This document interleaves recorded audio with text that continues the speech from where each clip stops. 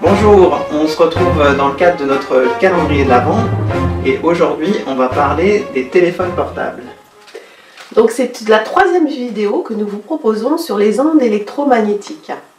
Et cette fois-ci, nous allons parler du smartphone. Le smartphone reçoit et émet quasi en permanence des flux d'ondes comparables aux ondes du micro-ondes qui sont très puissantes et très nocives. Voilà, certains pensent qu'il n'y a pas de nocivité liée à ces micro-ondes. Détrompez-vous. Il y a plusieurs centaines d'études sur le sujet. Et dans certains pays comme la Suède, le gouvernement intervient pour que les constructeurs, soit les constructeurs de téléphones, de relais ou aussi de voitures, fassent vraiment attention à ce problème de santé. Et c'est vrai que c'est un enjeu de santé publique parce qu'aujourd'hui, nous commençons à voir de plus en plus de personnes qui souffrent de recevoir ces ondes en permanence dans leur corps et qui posent des problèmes de santé importants. Donc nous, ce que nous allons vous proposer déjà, c'est 3 petits conseils d'utilisation. Et moi qui travaille beaucoup avec les enfants et beaucoup d'adolescents, je peux vous dire que je fais une enquête auprès de chacun d'eux et que la grande majorité des adolescents dorment avec leur portable allumé à côté d'eux. Et ça, c'est le premier conseil, c'est d'éteindre vos portables la nuit et d'apprendre à vos enfants de le faire en leur expliquant tout ce que ça peut leur apporter de nocif dans leur vie. Et moi, auprès des adolescents, j'ai de plus en plus de demandes par rapport à des problèmes de concentration, par rapport à des enfants qui sont agités en permanence. Voilà, tous ces mots sont liés aussi aux ondes électromagnétiques.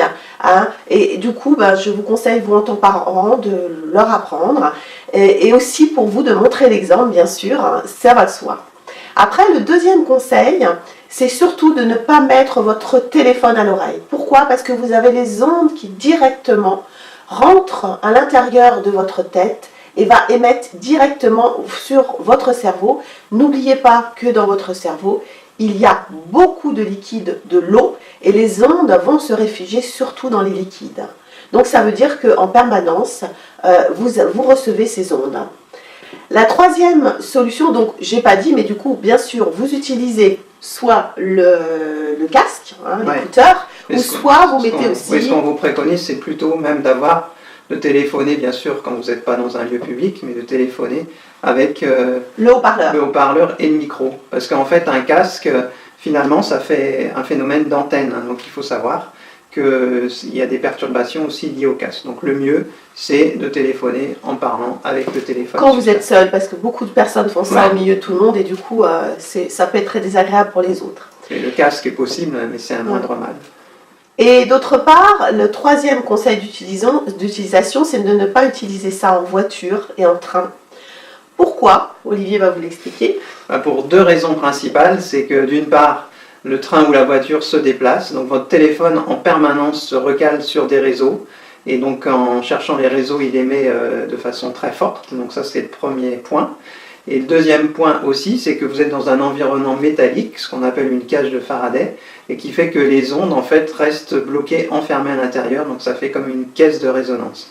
Donc si vous pouvez vraiment ne plus téléphoner en voiture, et bon, il y a aussi les applications qu'on fait tourner comme le GPS. Alors il faut savoir que c'est quand même beaucoup moins important, puisque là il n'y a que quelques échanges de données de temps à autre. Mais si vous l'utilisez pour téléphoner, là c'est beaucoup plus problématique. Donc tout ce qu'on vous dit là, vous le retrouverez sur notre blog. On va vous mettre le lien pour aller vers l'article sur les ondes. Et aussi ce qu'on vous propose, c'est des choses importantes pour protéger. Éviter les nuisances, c'est de coller des protections sur votre téléphone. Alors il y en a plein dans le commerce, certains ne valent rien du tout, d'autres sont très efficaces, brevetés aux États-Unis, en Suisse, en Russie. Donc si ça vous intéresse, envoyez-nous un petit message et on vous préconisera des produits vraiment adaptés pour vous. Que l'on a vérifié auprès de spécialistes pour vérifier l'efficacité. Voilà, écoutez, on vous remercie, donc on se retrouve demain et toujours chaque jour des commentaires qui vous permettront peut-être de gagner le guide de la santé globale. Bonne journée, à bientôt à tous. À bientôt.